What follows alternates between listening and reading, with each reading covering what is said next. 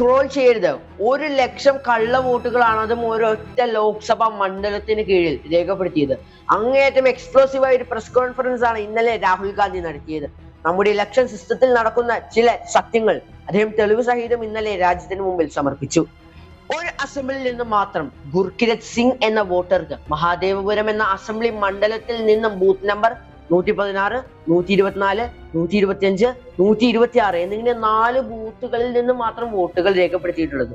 ഇന്നിങ്ങനെ ഈ ഒരു മണ്ഡലത്തിൽ നിന്ന് മാത്രം 11,965 ഇരട്ട വോട്ടർമാരാണുള്ളത്. ഇങ്ങനെ അഡ്രസ് ഇല്ലാത്ത വോട്ടേഴ്സിന്റെ എണ്ണം 40,000. നിങ്ങൾക്ക് ഇത് തമാശയായി തോന്നുന്നുണ്ടാകും, പക്ഷേ ഇതാണ് ഇവിടുത്തെ യാഥാർത്ഥ്യം. ഇവിടെ നോക്കൂ, വോട്ടറിന്റെ പേര് രേണുക കുമാരി, അച്ഛന്റെ പേരോ KDSFFYU, ഹൗസ് നമ്പർ 0. മറ്റൊരാളുടെ പേര് നോക്കാം, തിക്ക കുമാരി, ഹസ്ബൻഡിന്റെ പേര് YTDTR, ഹൗസ് നമ്പർ 0. ഇനി മറ്റൊരു അത്ഭുതം, ഒരൊറ്റ അഡ്രസ്സിൽ നിന്നും 80 വോട്ടർമാരാണ് 35-ാം നമ്പർ വീട്ടിൽ നിന്നും താമസിക്കുന്നത്. 791-ാം വീട്ടിലാകട്ടെ 46 വോട്ടർമാർ. ഇനി മറ്റൊരു അത്ഭുതം, ഈ വോട്ടേഴ്സ് ലിസ്റ്റിൽ ഫോട്ടോ ഐഡന്റിഫൈ ചെയ്യാനാകാതെ 4,132 പേരാണ് രേഖപ്പെടുത്തിയിട്ടുള്ളത്. ഈ ജനാധിപത്യ രാജ്യത്തിൽ എന്തൊക്കെയാണ് നടക്കുന്നത്?